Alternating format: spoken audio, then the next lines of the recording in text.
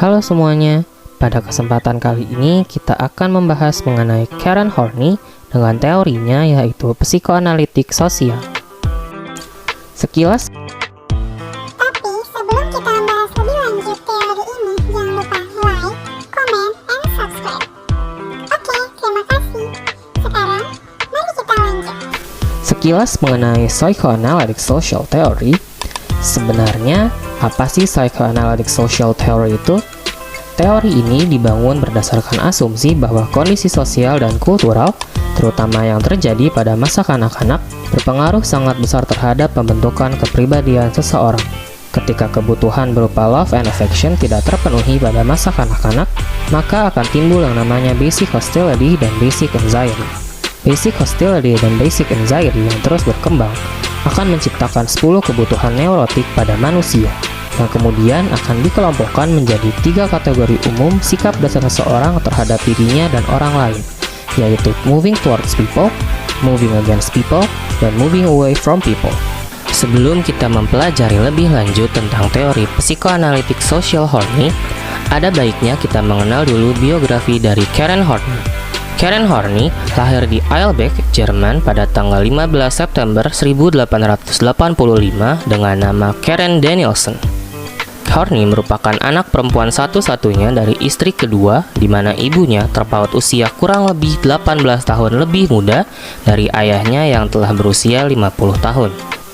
Meskipun Horney merupakan anak perempuan satu-satunya, Horney merasa jika kakaknya lebih disayang oleh orang tuanya.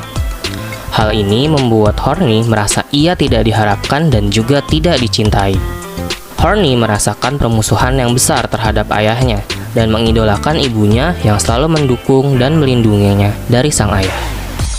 Horney tumbuh dalam periode di mana wanita tidak diutamakan untuk menuntut ilmu, tetapi pada akhirnya beliau berhasil masuk University of Rebirth pada tahun 1906 dan menjadi salah satu dari wanita pertama di Jerman yang mempelajari kedokteran.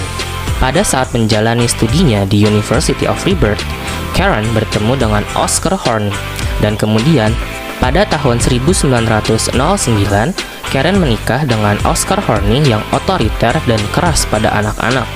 Pada tahun yang kurang lebih sama, beliau mulai mengenal tulisan-tulisan dari Freud. Pada awal tahun 1910, beliau mulai dianalisa oleh Carl Abraham, salah satu kolega dari Freud yang nantinya akan menganalisa Melanie Klein. Kemudian, pada tahun 1926, Karen dan Oscar berpisah dan resmi bercerai pada tahun 1938.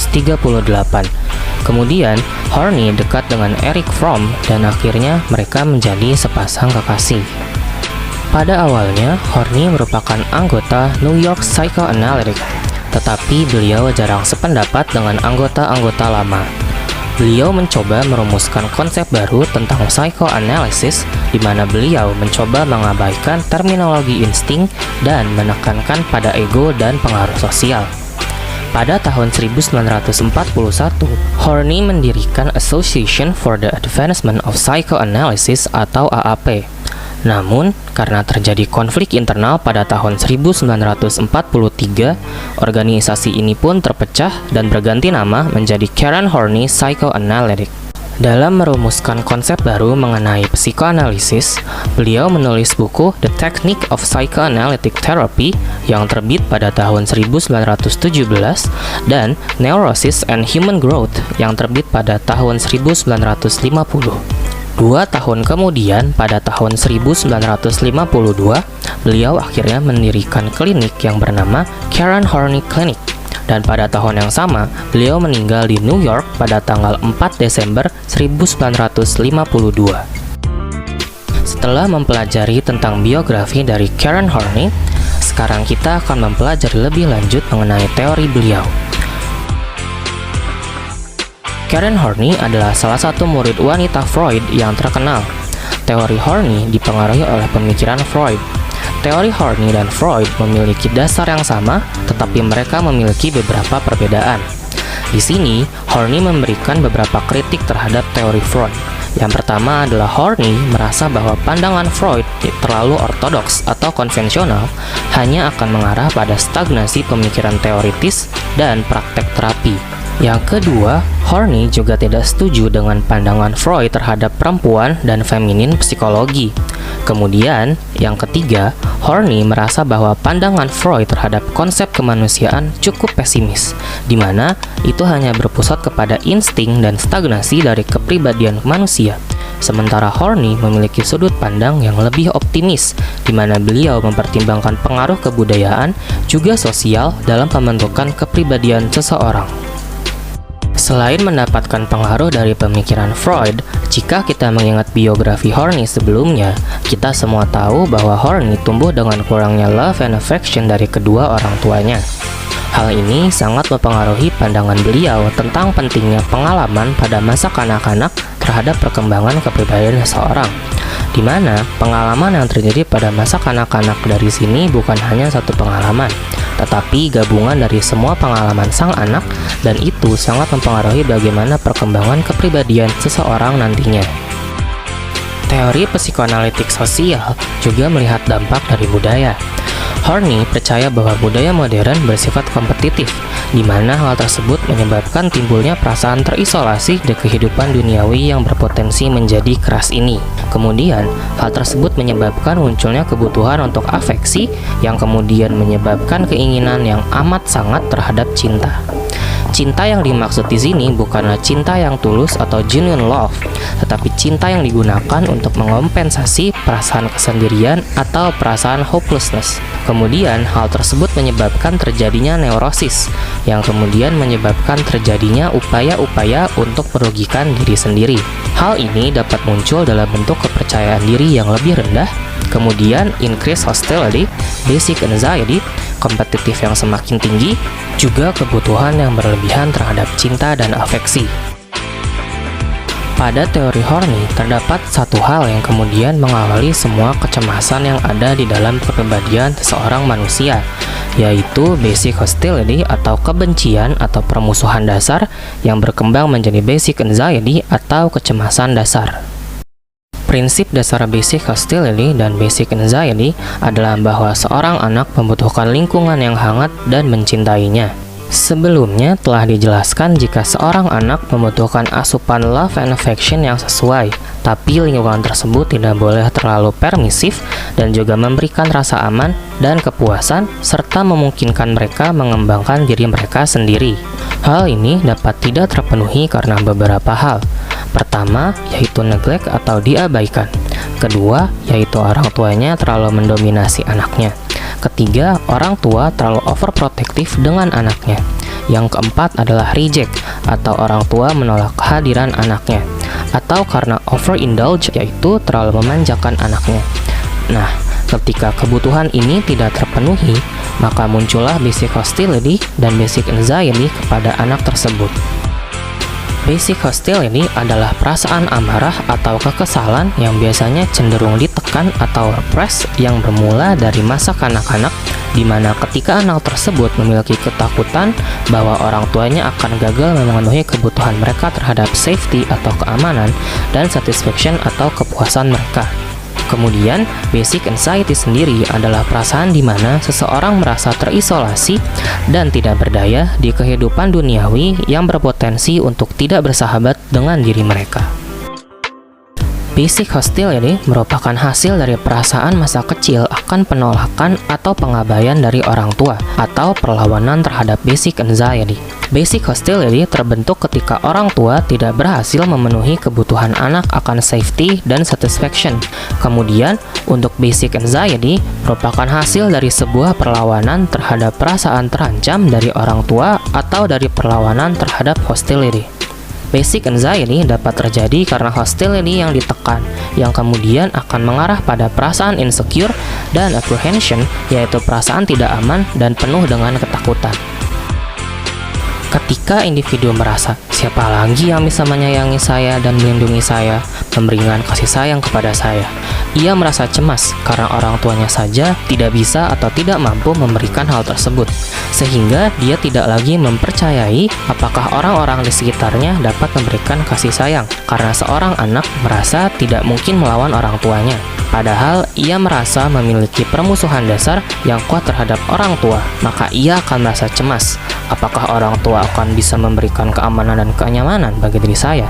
Termasuk bertanya, apakah orang tua akan memberikan kasih sayang dan rasa cinta kasih yang cukup untuk membuat saya aman, nyaman, dan percaya terhadap dunia? Hal ini kemudian menjadi lingkaran setan, di mana akan berulang kembali dalam kehidupan seseorang di usia-usia selanjutnya. Ketika ia keluar dari keluarganya, ia akan bertemu pihak otoritas yang juga memberikan ketidaknyamanan, tetapi ia tidak bisa melawan, maka kecemasan akan muncul kembali. Dan akhirnya, sama seperti dasarnya, mereka akan bingung siapa yang dapat membuat mereka aman dan nyaman. Inilah yang kemudian mengembangkan kepribadian neurotik dalam diri manusia. Kepribadian neurotik ini akan berkembang dan menetap. Menurut Horney, ada 10 kebutuhan neurotik atau neurotic needs yang menggambarkan usaha orang-orang neurotik untuk melawan basic anxiety, yang kemudian dikelompokkan menjadi 3 kelompok sikap dasar yang disebut kecenderungan dasar atau neurotic trends. Namun, sebelum mengemukakan neurotic needs dan neurotic trends, Horney mengidentifikasi 4 cara dasar untuk melindungi diri dari perasaan sendirian dalam dunia yang berpotensi tidak bersahabat. Yang pertama adalah untuk mencari afeksi. Pencarian afeksi tidak selalu mengarah kepada genuine love atau authentic love, tetapi juga dapat dipenuhi dalam bentuk benda-benda material atau sexual fevers. Yang kedua adalah submissiveness, yaitu ketika seseorang menyerahkan dirinya kepada orang lain atau institusi, suatu organisasi, atau agama tertentu dengan harapan memperoleh afeksi dari tempat-tempat tersebut.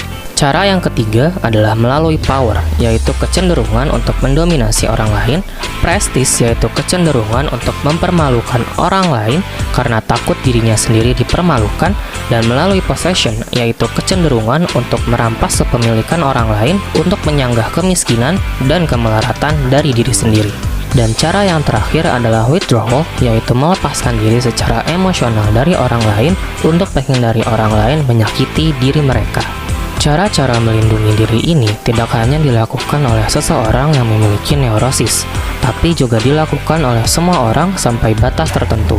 Tetapi, hal ini menjadi berbahaya ketika seseorang menggunakan hanya salah satu dan digunakan secara berlebihan. Dalam perkembangannya, Horney menemukan 10 kategori kebutuhan neurotik atau neurotic needs yang merupakan upaya untuk meredakan basic anxiety. Neurotic needs ini lebih spesifik daripada 4 cara perlindungan diri yang telah kita bahas sebelumnya. 10 neurotic needs yang dimaksud antara lain: yang pertama adalah the need for affection and approval, atau kebutuhan akan kasih sayang dan penerimaan. Seseorang dengan need ini merasa bahwa mereka harus selalu menyenangkan dan memenuhi ekspektasi dari orang lain demi mendapatkan kasih sayang dan penerimaan. Kedua adalah the need for a powerful partner atau pasangan hidup yang kuat. Seseorang dengan need ini biasanya memiliki tingkat percaya diri yang rendah, sehingga mereka merasa bahwa mereka harus selalu mendekatkan diri terhadap seseorang yang lebih kuat. Nah, hal ini juga termasuk evaluasi yang berlebihan terhadap cinta dan rasa takut yang berlebihan akan kesendirian. Ketiga adalah the need to restrict one's life within narrow borders, atau membatasi kehidupan dalam batas yang sempit. Seseorang dengan need ini cenderung memandang rendah kemampuan mereka sendiri dan memiliki tingkat kepercayaan diri yang rendah. Keempat adalah the need for power atau kebutuhan akan kekuasaan. Seseorang dengan need ini cenderung ingin mengontrol orang lain dan mereka takut untuk merasa lemah dan juga merasa bodoh. Kelima adalah the need to exploit others atau keinginan untuk mengeksploitasi orang lain, tetapi juga takut untuk dieksploitasi oleh orang lain.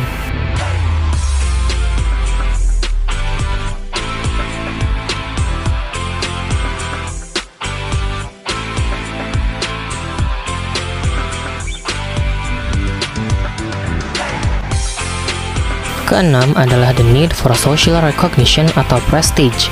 Jadi, seseorang dengan kebutuhan ini merasa bahwa mereka harus selalu menjadi yang pertama menjadi seseorang yang penting, juga untuk menjadi pusat perhatian dari orang-orang di sekitarnya. Ketujuh adalah the need for personal admiration atau kekaguman pribadi.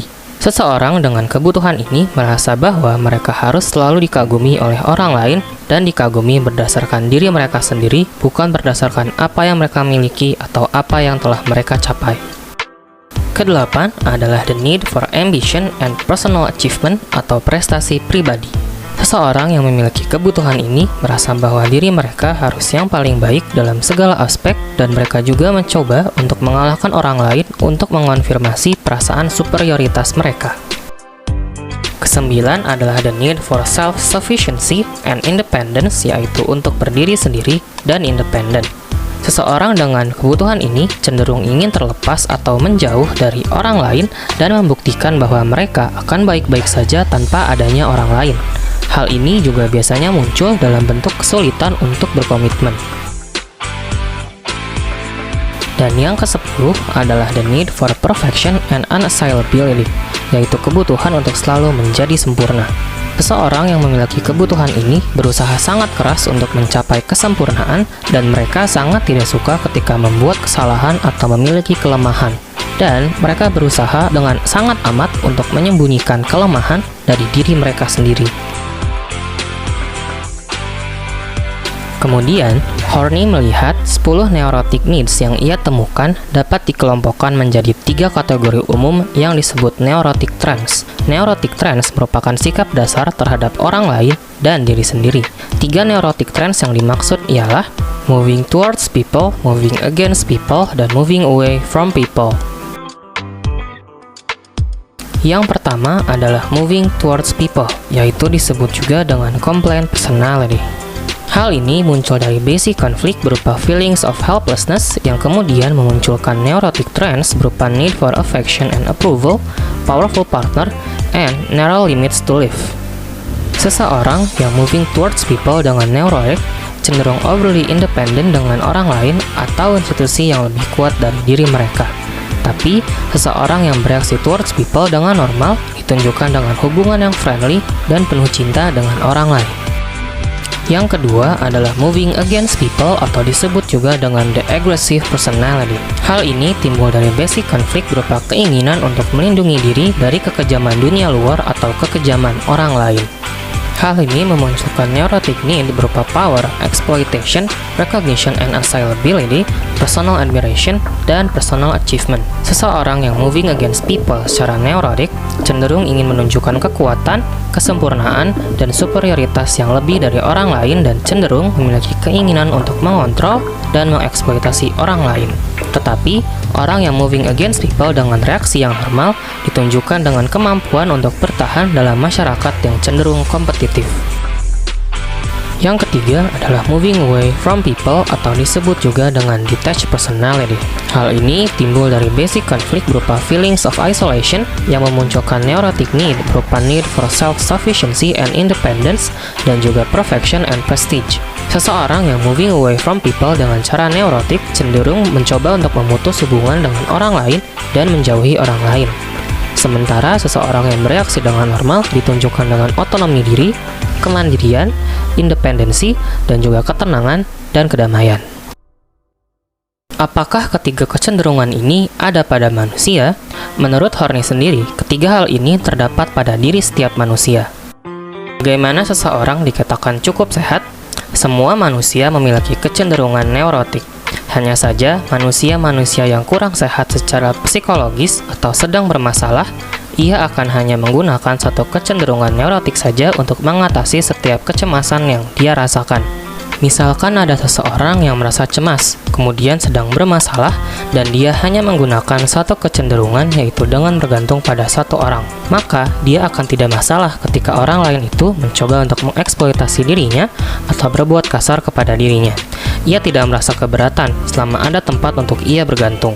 Jika hanya satu kecenderungan itu saja yang ia gunakan secara terus-menerus, akan menyebabkan tidak adanya fleksibilitas pada orang tersebut. Sehingga, problem solvingnya hanya menggunakan yang penting saya punya tempat bergantung. Atau misalnya hanya menggunakan kecenderungan against people saja, dia akan menyerang orang secara terus-menerus untuk mengurangi perasaan cemas yang ia miliki. Atau ada lagi, orang yang memilih mengurung diri di kamar, memilih pergi jauh ketika menghadapi masalah. Jika ingin sehat, kita harus cukup kreatif. Kapan kita harus mendekat ke orang lain untuk meminta bantuan? Kapan kita harus mempertahankan diri kita dengan sesedikit mungkin menyerang orang untuk mempertahankan hak? Atau kapan kita butuh menjauh dulu untuk istirahat sebentar? Lalu ketika sudah siap, muncul kembali untuk bersosialisasi. Menurut Horney, kecemasan atau neurotik terjadi karena adanya konflik manusia dengan hubungan interpersonalnya atau orang lain di sekitarnya. Tetapi, kemudian tidak hanya ada konflik ini. Horney juga bilang ada namanya konflik intrapsikis. Konflik ini yang membuat neurotik di kepribadian manusia menjadi monoton. Konflik intrapsikis membicarakan konflik dalam diri kita sendiri. Hal ini terjadi karena merasa diri kita tidak sesuai dengan apa yang kita harapkan. Kemudian, hal ini terus kita pikirkan sehingga membuat kita tidak menyukai diri kita sendiri. Ada dua jenis konflik intrapsikis. Yang pertama yang akan dijelaskan adalah idealized self-image, di mana manusia mencoba untuk membuat gambaran yang ideal mengenai dirinya sendiri karena ia ingin menyangkal realitanya. Ia merasa dirinya perlu menjadi sosok yang ideal untuk bisa menghilangkan kecemasan yang ia rasakan. The idealized self-image terbagi menjadi tiga, yaitu yang pertama adalah neurotic search for glory, di mana terdapat tiga hal di dalamnya. Yang pertama adalah need for perfection atau tyranny of the should, yaitu ketika seseorang membuat suatu list apa yang harus dilakukan dan apa yang tidak boleh dilakukan, dan berpatok secara kaku terhadap list tersebut untuk mencapai suatu kesempurnaan yang semu. Kemudian, yang kedua adalah neurotic ambition, yaitu ketika seseorang memiliki dorongan yang kompulsif untuk menjadi superior dibandingkan orang lainnya. Kemudian yang ketiga adalah drive toward a vindictive triumph, yaitu neurotic search for glory yang paling berbahaya di antara ketiganya, yaitu keinginan untuk mempermalukan atau menimbulkan penderitaan kepada orang lain untuk kesuksesan dirinya sendiri. Yang kedua adalah neurotic claims, yaitu ketika seseorang membangun aspek yang ideal tentang dirinya. Mereka juga membangun sebuah dunia fantasi di mana di dunia tersebut mereka adalah orang yang spesial. Kemudian, seseorang yang memiliki neurotic claims ingin membawa hal tersebut ke dunia nyata, di mana mereka ingin dianggap sebagai seseorang yang penting dan seseorang yang spesial, juga mengharapkan privilege dari orang lain, dan mereka tidak dapat membedakan mana yang terjadi di dunia nyata dan apa privilege yang telah ia buat sendiri. The idealized self-image yang terakhir adalah neurotic pride, yaitu ketika seseorang memiliki kebanggaan dan mengharapkan kebanggaan terhadap dirinya yang ia buat secara ideal, bukan sesuai dengan dirinya yang sebenarnya. Konflik intrapsikis yang kedua adalah self-hatred, yaitu ketika individu yang neurotik tidak menyukai diri mereka sendiri karena diri mereka yang sebenarnya tidak sesuai dengan tuntutan yang tidak terpuaskan dari pandangan diri mereka yang ideal. Biasanya, manusia dengan self-hatred mencoba untuk melukai diri sendiri, menghina, mendakwa diri sendiri, hingga pada tahap bunuh diri. Hal ini karena ada kebencian ke dalam dirinya. Horney mengidentifikasi 6 cara seseorang mengekspresikan self-hatred. Yang pertama adalah relentless demand of the self, yaitu ketika seseorang secara terus-menerus mendorong dirinya untuk mencapai suatu kesempurnaan yang hampir tidak masuk akal untuk diraih.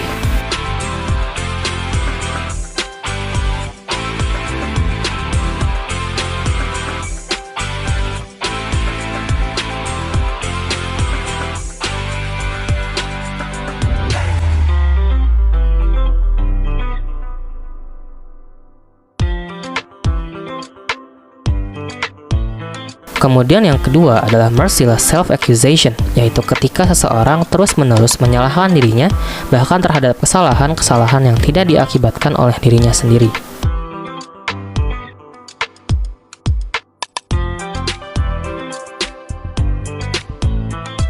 Kemudian yang ketiga adalah self-contained, yaitu ketika seseorang merendahkan, menjelek-jelekan, dan meragukan diri mereka sendiri. Kemudian yang keempat adalah service station, ketika seseorang merasa bahwa ia tidak berhak merasakan kesenangan.